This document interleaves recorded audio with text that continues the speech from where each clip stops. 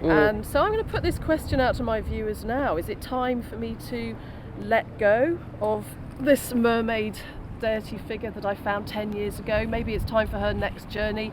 Maybe time for her to leave the Tideline Art Studio and My name is Nicola White. I'm a licensed Thames mudlark, well known for mudlarking on the River Thames and for researching the stories behind the objects I find.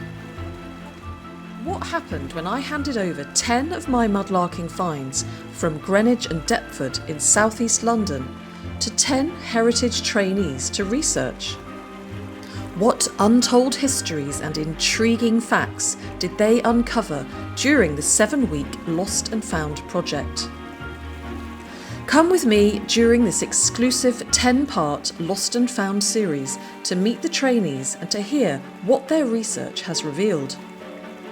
The Lost and Found project is produced by the Thames Festival Trust and made possible by a grant from the National Lottery Heritage Fund.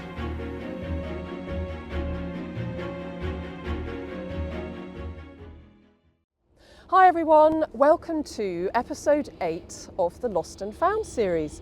Now today we have a slightly different format because the heritage trainee who studied the object we're going to be talking about today couldn't make it down to the foreshore.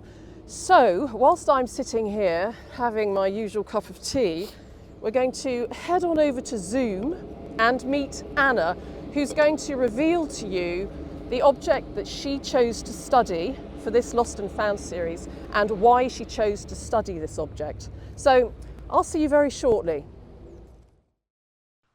Hi Anna, thank you very much indeed for joining me here today. It's a shame we're not on the Thames foreshore because I can't offer you a lovely cup of tea, but but it's so lovely that you took the time to join me. I know that you're in Norwich, is it? Yeah, Norwich at the moment. Norwich at the moment, so quite a long way from the Thames. But could you please introduce yourself to my viewers and reveal to them what you chose to study and why? Yeah, I am Anna Fried. I was one of the heritage trainees that I'm sure you've all heard a lot about now, given half the videos are already up, which is really exciting. Um, and since then, got a role in heritage, so I did the job. Thank you, Nicola. Um, Congratulations. so I chose to study the what we ended up calling the Mermaid Deity figurine. Which obviously you had originally labeled as Mami Wata. I'd done kind of a few object studies during my degree as an archaeologist. So I'm always really drawn to like faces, and I felt like she was really quite regal. And I also felt like the value of doing this project with your modlocked objects was giving that time to objects that don't normally get like such dedicated analysis. Thinking about like the ship nails that Gwenna did, that you know they're so common, but they still have stories to tell. And I think this mermaid, like we think she's relatively modern, and she's unprovenanced because obviously she came from the river. We don't know where she's from, so she's kind of caught between like archaeology, where part of the appeal is that we don't know anything and we get to speculate, but also with anthropology, looking at how people are living now, but where objects are collected alongside those stories, and we don't have those for her. So I thought she seemed special and deserved kind of all of that academic attention that I don't think mudlarked objects often get, but really deserve. Oh, well, I'm delighted you chose her, and actually, I've got her sitting here now, so let me just pick her up and bring her over. So here she is. So you spent quite a bit of time with her, didn't you? Yeah, or during the project, though, for a little bit, she was with our kind of line manager at the Thames Festival Trust, Tom. She went home and met his daughters, who apparently loved her. So, She is very beautiful, isn't she? And I actually remember when I found her back in 2015, and it was long before I made YouTube videos. So she's never actually been shown really to my viewers before. So I'm excited to learn more about her and find out what kind of journey she's taken you on. So, have you got a couple of points that you'd like to share with us that you'd like us to know that you've found out about her? I think to start with, what I found quite fun with her is that like we often have this kind of desire to kind of classify and categorize an object and be able to give all those definite answers, but she's not really that easy to put in a single box. And like during the project, I was drawn to thinking she might be Ocean instead of Mamiwata, who is a Yoruba river goddess, because of the object she's holding, which, With Pia. yes, which was debated between, I thought it looked like it could be a fan that's commonly associated with Ocean, but then Michelle, who will come up later, who knows a lot about Ocean, actually was like, that looks like a mirror, which is also associated with Ocean. So we were both led to that identification in very different ways. Um, but ultimately, a lot of labels for her are really plausible. And I just love that, like, no matter what, she is like more than an object. She is something really spiritual and really powerful. And the other big thing about her is that she's so, so unique. Like one of the things you do during an archaeological object study is you kind of look at the wider corpus, all the other objects within the same family that they belong to. And like I've done that before with kind of Aztec Noah objects where I've been able to find the objects cast from the same mold because she's made from a mold. But for her, like, it's hard to find even examples of these kind of mermaid goddesses from Africa and the African diaspora in metal, let alone like anything that looks similar to her. So I really hope that by sharing her with the public and with your viewers, that people will recognize her style and maybe we get to find out more about who made her and who might have cared for her along the way. Yeah, yeah. She looks very handmade, doesn't she, really? Maybe just one of a kind. It's I've always been so impressed with the way she's been made. And of course, I'd love to know more about more about her and what she represents. And so you've written an essay which is so interesting, and you've said that you met Michelle, is it Yaa Asantewa, who founded Asantewa, the yeah. who founded the Osun River Ritual, and you went to that, didn't you, in August? Did you actually have her with you then? Did No, I think the original plan was you were going to come as well and bring her. Oh yes, that's right. Yeah, But and I couldn't last come. minute it didn't work out. But it was a real privilege, especially because, her being found in the river just feels like so poetic as Yeah. this mermaid deity.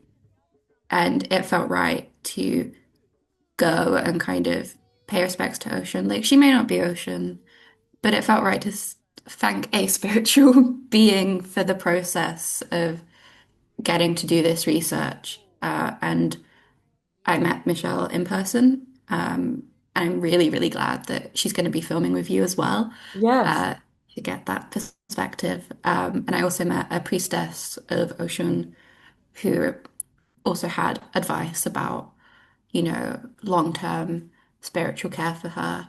And I think it's a shame that with the timing of the essay, when it had to be done, I didn't get to incorporate people's opinions on the figure into it. But it was Yeah. really great to be able to show her to different community members, and they're immediately like, "What is that? Like, she's so cool!" Like, people are really excited. So I hope people online are also excited about her.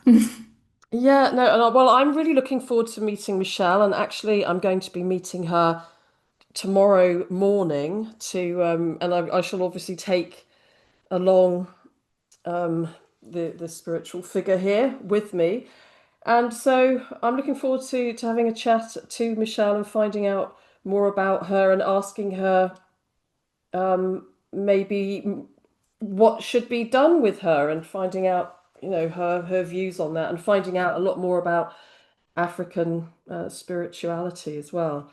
So I'm excited about. And I mean, do you have any thoughts on what should happen to this figure?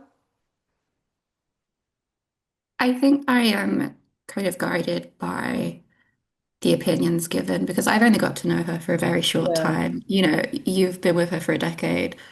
They have been practicing this worship. Like the Ocean River Ritual is now 9 years old. It's going to be 10 next year as well. So that's also quite a poetic way that you've both kind of been doing it for a decade. Um, and I think that her being found in the river feels so deliberate yeah, that I think it would be a nice if there is a way to do it where she's not just immediately found yeah. again, That's and yes. if there's a way to kind of share that awareness so we still get kind of the joy of her and the pictures from Hannah are amazing and I think that'll be a great resource long term. But yeah, I hope there's a way that she does get to go back to the water, however that ends up being with your discussions with Michelle.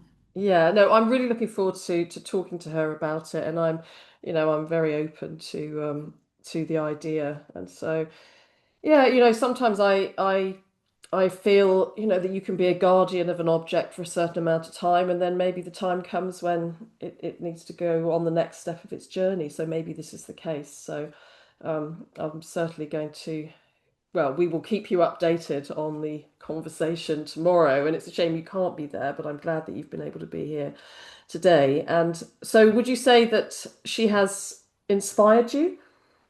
Definitely. And like it felt really important to be able to share that inspiration with other people. And that was part of why going to the ritual was so nice to kind of share that inspiration and like with the wider community because as you said, she's not been in a video yet. And No, she the videos are hasn't. huge. And I hope that, with this, she gets a bit more reach and a lot of love. And I feel like the ritual really represents like just because we don't know where she came from doesn't mean she's like an archaeological find of something long past. Like she's really alive and Yeah. part of this living tradition where Black and other diaspora groups in London get to find ways to incorporate the river here into spiritual practice. And I feel ties in really well with the mudlarking side of things as well. Um, but yeah, I love her, as you can probably tell. Well, I think it's wonderful that you and her crossed paths and that you facilitated this meeting for me tomorrow with Michelle because this is going to teach me an awful lot as well. And that's something that I love about mudlarking. And it's really shown to me that it's not just historical finds that I can learn about, but something more modern. And having a platform like my channel, it's great as well because hopefully we're going to be able to teach a lot of people more about this figure and what she represents. And so that is just very exciting. So thank you very much, Anna. Thank And you for is there having anything me. else you'd like to say about her? No, but thank you for incorporating me into this despite not being able to be there and give her some sunflowers from me as I Ocean loves. absolutely will. So, welcome back. I hope that you enjoyed meeting Anna and seeing the beautiful mermaid deity object that she was studying. And now we have a very special guest. We're going to be meeting Michelle, who Anna mentioned, who has a very, very special affinity with this figure. So, Michelle's going to be here any moment. In fact, here she is. Hi, Michelle. Hello. And here she is. Welcome to the Thames foreshore. Thank you very much for coming here to join me today. Thank you. Thank you so much for inviting me. Let me just fix myself. Not every day that you're sitting, is it? No, in a no, deck no. chair on the River Thames. Usually we're standing on here actually and doing other things. So Yeah. you've got the mermaid deity figure. That's what she's referred to in Anna's essay. And Anna has obviously told me a lot about you, and she had the pleasure of meeting you. So I think that you're going to really be able to help us learn so much more about her. Now, I found her back in 2015, and of course I had no idea who she was or her significance or what she represents. So this is a wonderful moment to meet you and to find out more about her and what she means to everybody and to you. So I'm going to read some questions out. Lovely. So How did you first hear about the mermaid figure, and what was your first reaction when you saw her?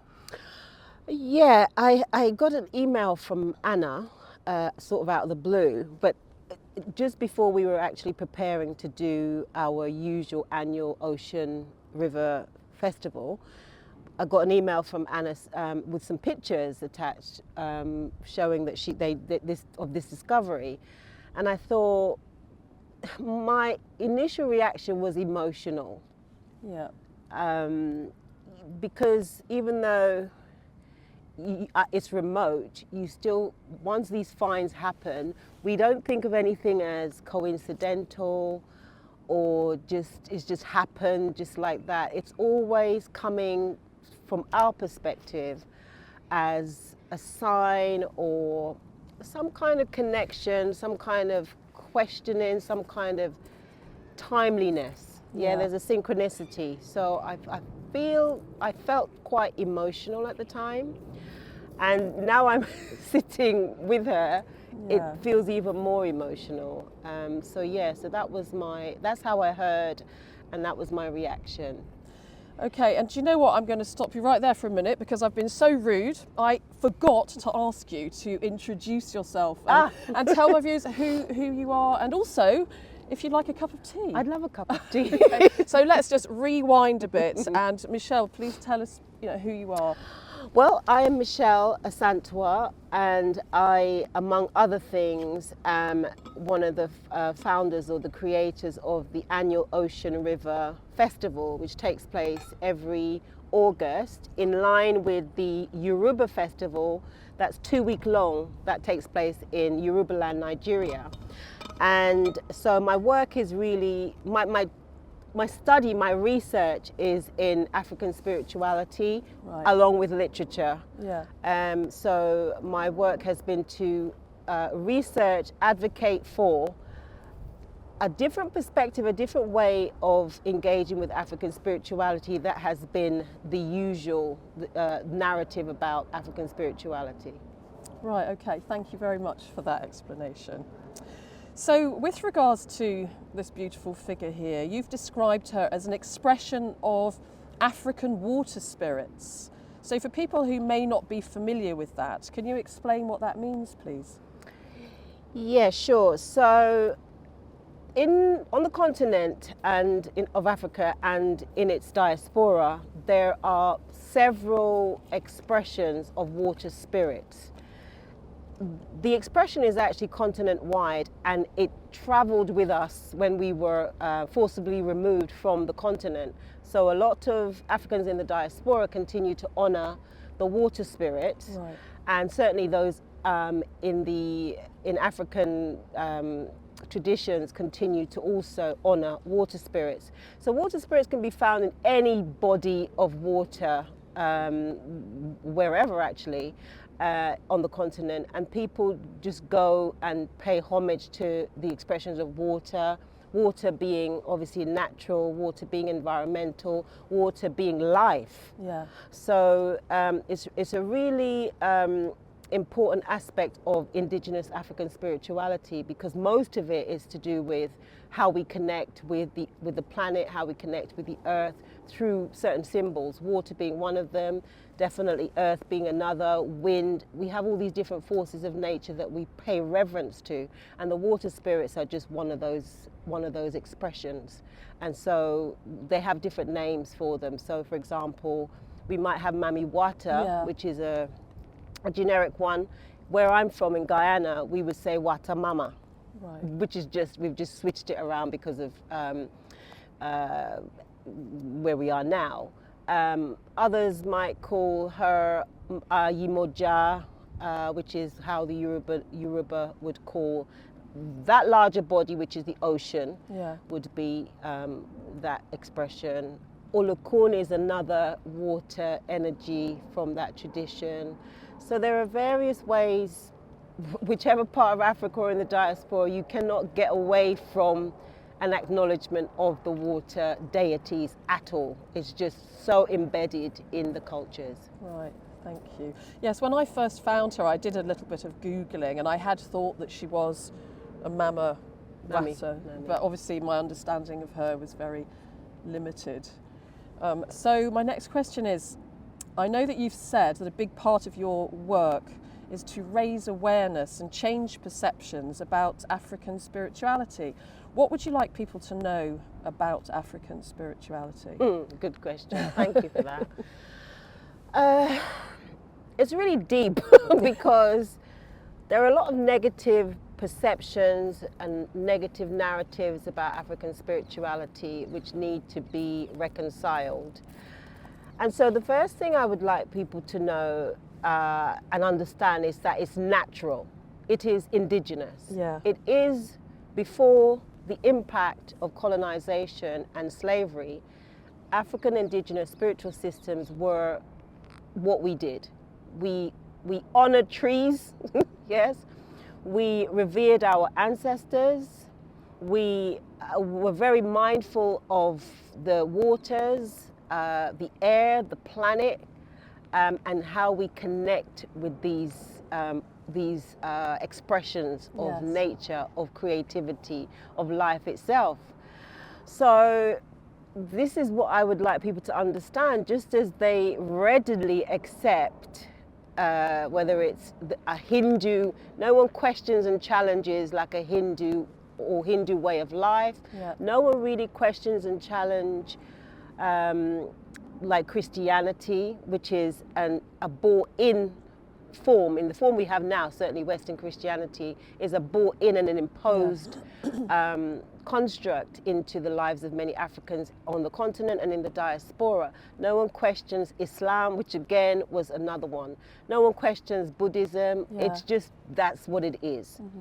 When it comes to really understanding and accepting indigenous African spirituality, there's a whole cognitive dissonance that is collective, that is global. Yeah.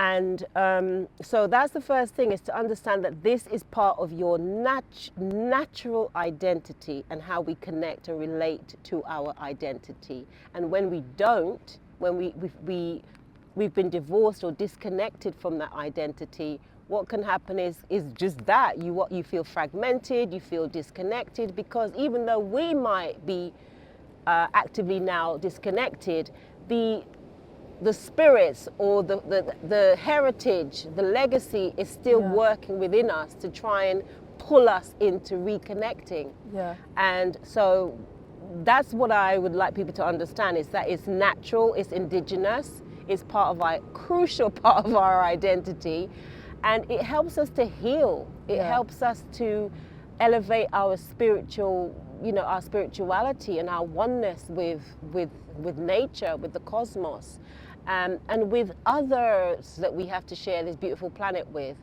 What I would like people to stop doing is demonizing African indigenous practices, having this continuous cognitive dissonance, which does not make sense anymore. There are far too many opportunities to, like this, for example. This is not happening out of the blue. This is a real. You found this 10 years ago. And so stop demonizing African spirituality. And when I say demonizing, I mean literally attacking, breaking down altars and shrines, burning them, vilifying what we do, and also like myself, where we have whole families that I might be practicing my African spirituality, I might be just that only one in an entire generation. In fact, multi-generations, there might only be one of us that is trying to keep this tradition or trying to understand it, embrace it. Thank you for this, Timothy. Embrace it. So that forces a fragmentation within the families. And so that kind of needs to stop.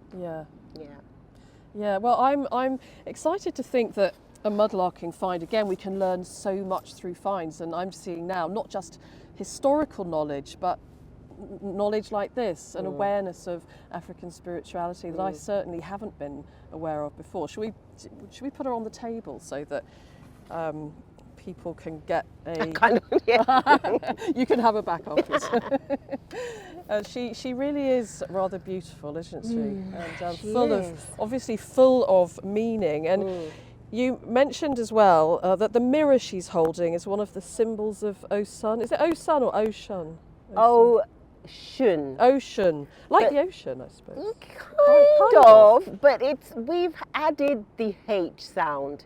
It Right. would really be Osun or Osun. I think that's how the Yoruba would say it. Yeah. But for ease, the H has been added there. So how they spell it is Osun, but then some people spell it Oshun for that ease of pronunciation. So she's holding a mirror because Anna wasn't sure if it was a fan at first, was she? So she's got this object here that she's holding, which is a mirror, Yeah. I believe. So what does that represent? Yeah, initially when I saw it, I was also thinking it could be a fan, but the fan would, and it could technically Yeah, it still could. almost be a fan. But either way, whether it's fan or whether it's mirror, in this case, let's say it's a mirror. The mirror reflects the river. So the river in itself is a mirror. Yeah. So when people go there, they are seeing their reflection. But also, the mirror is the way that the individual the individual who's trying to relate to themselves, their inner guidance, their inner spirit. That is for them to really be able to do so truthfully, to do so with integrity, to do so with authenticity. Yeah. To be sure that when they're looking in that mirror, when they're looking into their soul, it's kind of pure. Yes. It's kind of untethered to anything harmful. Because that's the other thing about African spirituality or African indigenous spirituality. The call is to harm no one. Yeah. Is to harm no one. So the first principle is for you to be, to have a good heart, you know, to be able to look in that mirror and make sure that you're doing everything that is harmonious for not only yourself and your own spiritual evolution, but also for your family Yeah. and your community and humanity. So it's not, some people misconstrue it as her ocean being vain. Part of it is that. Part of it also is, let's say, to do with reflecting her beauty and our inner beauty. Because if you are holding to your integrity, if you are being loving to humanity, being of service to humanity, then you would exude that beauty, that quality of beauty. But Osun is she's very tempting and she is very beautiful, but you connect that to she's a symbolic expression of the river. Yeah. So our rivers are supposed to be beautiful. They're supposed to be clean and be pure. And so it's that, you know, it's being able to see her as an expression of the river ultimately, which is when we go and stand before it, we're supposed to be wowed by the beauty of the river. By the beauty. Well, thank you very much for that explanation. Now, so this is where we get to an interesting part, because you've said that spiritually she either needs to be returned to the river or offered as part of custodian's altar. So why is that important, and what does that act mean to you? Such a great question. And I have been really thinking about this.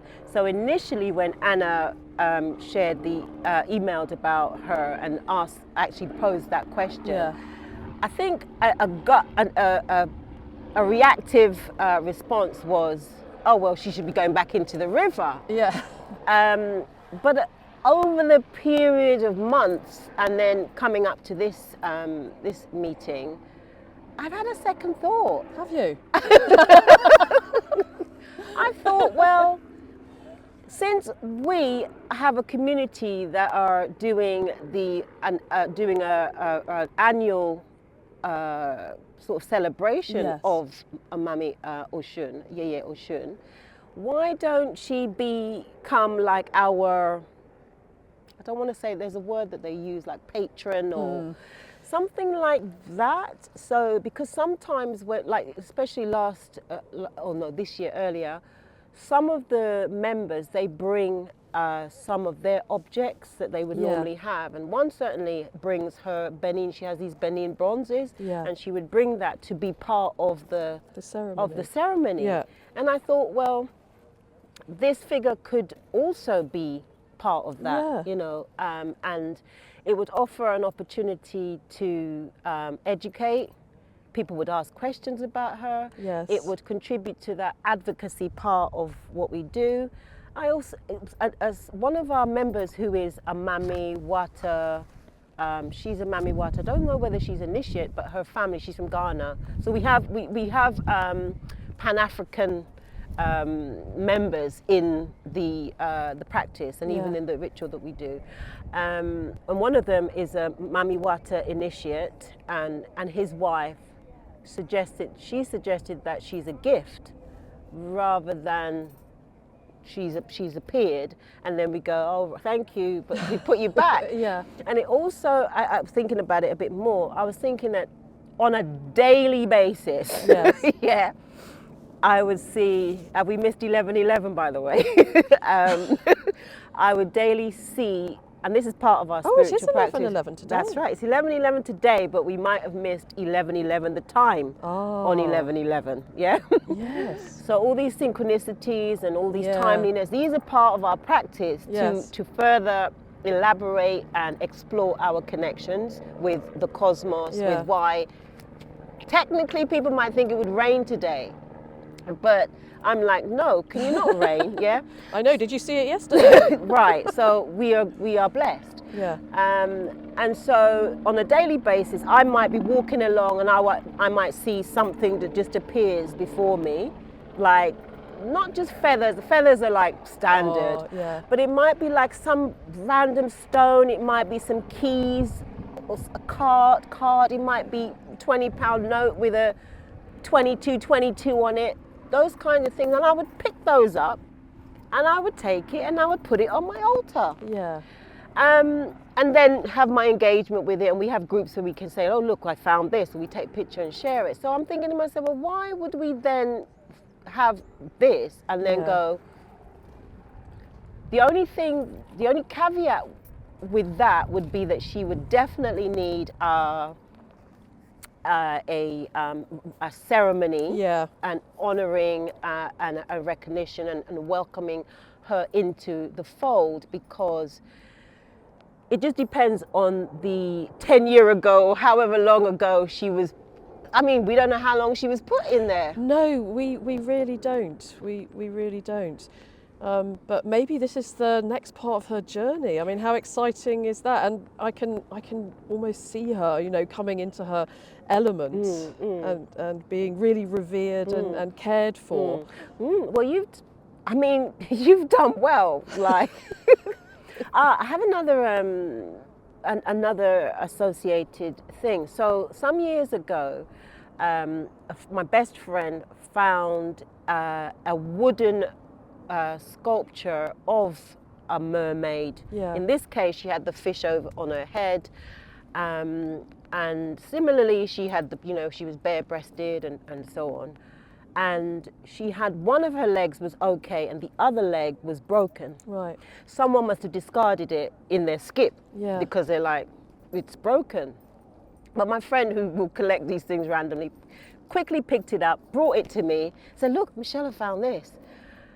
And it was the same kind of feeling, like we have to house her. Yeah. She is in my home now, because at the time I had had surgery on my toe, and so I was hopping around.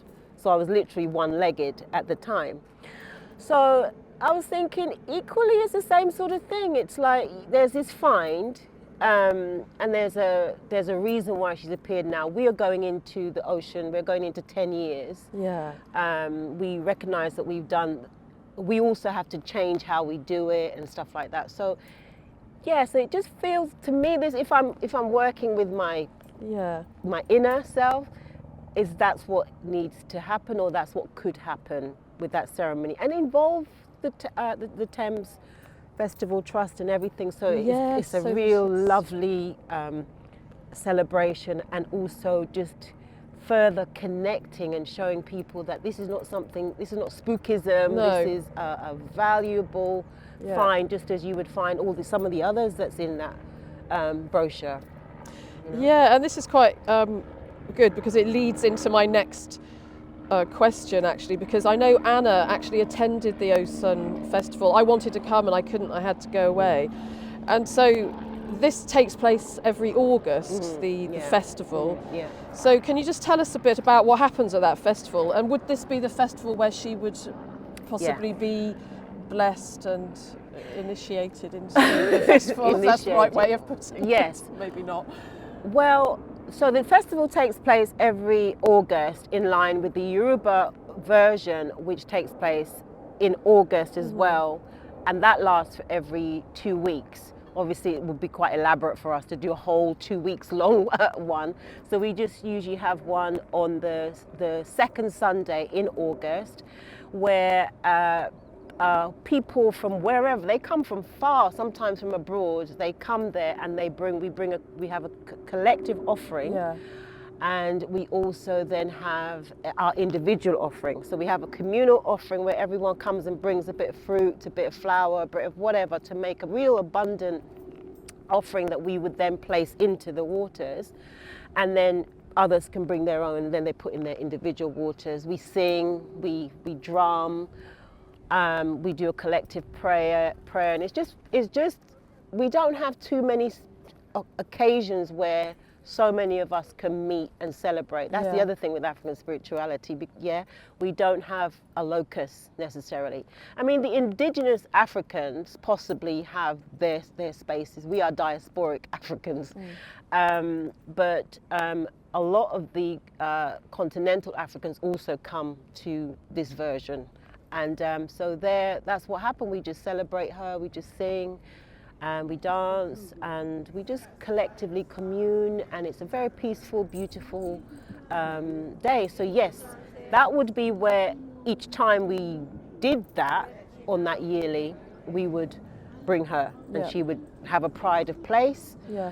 And then what we're thinking now, because we've been advised to do things other than just annually, to do things on a monthly basis, more regularly, so that we don't lose the community. Because usually about 80 people, 100 people gather, and then we don't see them again for another year. So in this instance, as we go into our 10th year, we want to have more engagement. We do the Thames River cleanup. Yeah, that's what I was saying. You work with Thames 21, Yes, don't you? Yes, we work with Thames 21, and we do, because my work is also to push the environmentalism aspect of, or the ecological even aspect of the practice. And so we have a cleanup in London Rivers Week. Yeah. We have a cleanup, and then we do an offering. So we do the cleaning of the river, like here, the foreshore, and then we would put our offering. Again, we'll create a collective offering and we put it in. So you're celebrating the river as we're well. celebrating the river all the time. Yeah. We're celebrating and we're connecting with the river all the time. And so how she would fit in, she would just be part of that fold. Yeah. But she would have pride of place, because I appreciate that she's very, very, very special.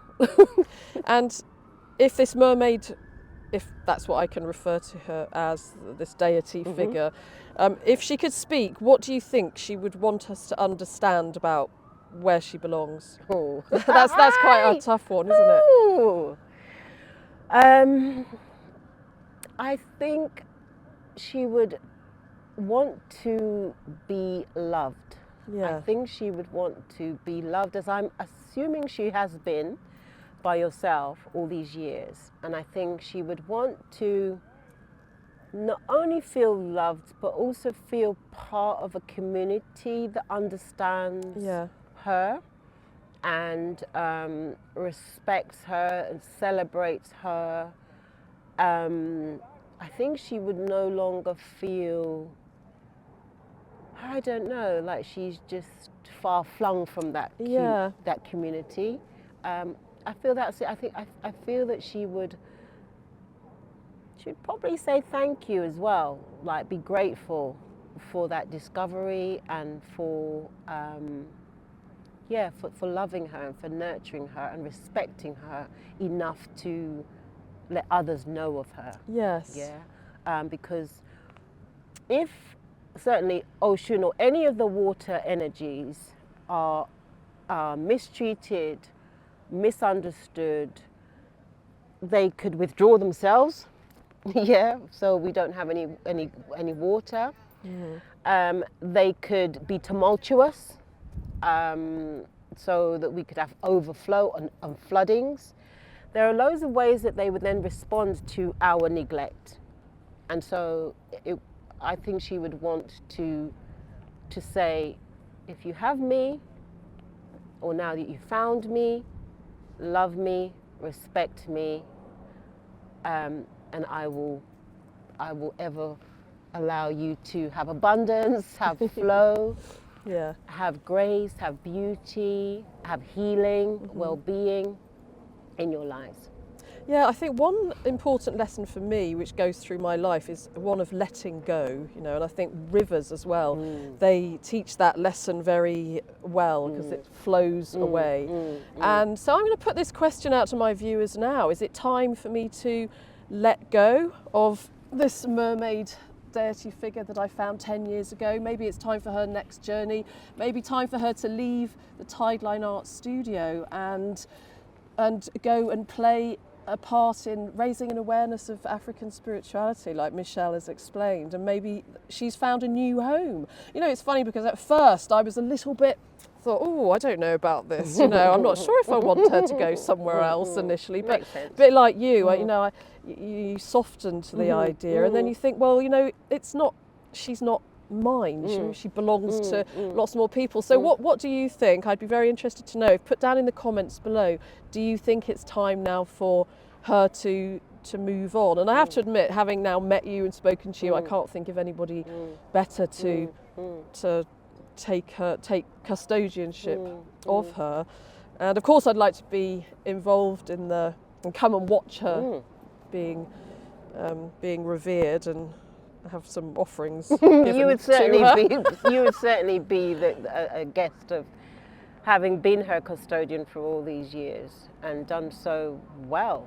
You know, I'm curious about the bump in her. Well, it just feels like a bump in her head. Yes, I know. You know, it was like that when I found her, and I've wondered about that. It almost looks like it's been burned. I don't know. It's I've never actually really cleaned her up because I just wanted to leave her in the natural state that I found her in. In fact, I do have a photo somewhere of when I found her. So, what a fascinating conversation. And Michelle, where can people find out more about your work and what you do? Have you got a website? Have you got something that people can look at? You can look at the Osun River Ritual website, or just if you put in Osun River Ritual, you'd find me. I have a couple of websites. I'll put all that up on the screen. So there are a few. There is Michelle Yaa Asantewa. There's work that I do there, and then my publishing and other platform is Way with Words. But if the Osun River Ritual is a website you can find. Yeah, and anybody can come along to these rituals, can't they? Yeah. And anybody can come along. Where it's in a park. Thank you, Mummy. The timeliness of the rain. Anyone can. We invite everyone. It's public. We've opened it now to everyone. Okay. It's always been open, quite frankly. Yeah, of course. Yeah. Well, thank you. And if you've got any questions for Michelle, you can put them in the comments below, or obviously go via her website. But I'd like to say a huge thank you to you and also to Anna for this very special episode, and I'm very much looking forward to seeing what happens next. And thank you for teaching us more about African spirituality. It's been a great pleasure. Thank you so much for looking after her so well, and thank you for inviting me to this interview. I do have an offering, like a little offering that I want to put in the river, but it's in my bag. That's great. Well, what we'll do is in a minute we'll go down and do that. Yeah, great. Fantastic. And just as a last thing, of course, Anna's written a lovely essay about her research, and you can find it in the Lost and Found book. You can also download it for free from the Thames Festival Trust website. And also, apparently, there's some audio on there now as well. So plenty to look at.